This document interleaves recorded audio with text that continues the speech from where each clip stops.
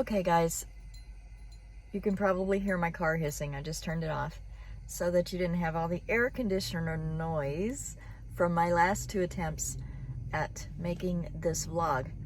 So on the last vlog, I kind of took you around and showed you a little bit of what we were wanting to do on the place, on the homestead, and where we were thinking about doing those things. Before we can talk about getting the house itself built, we have to do a few things as far as making sure that our site is appropriate.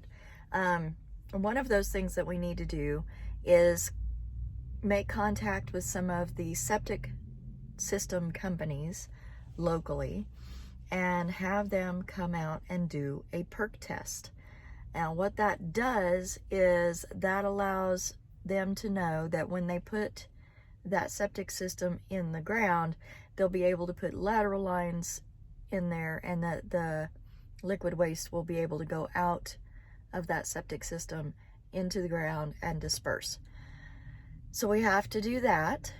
We need to check on how the water lines are going to run, how those need to come into the house from the meter, whether we're going to need another meter or whether we can just come off of what's there, and how the electric is going to come into the house.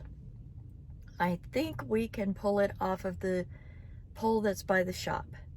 If so, that will solve many problems, and we may even be able to sink that line in the ground and have that run underground, so there will be less likelihood, as long as the power doesn't go out beyond the shop, that we would have a power failure.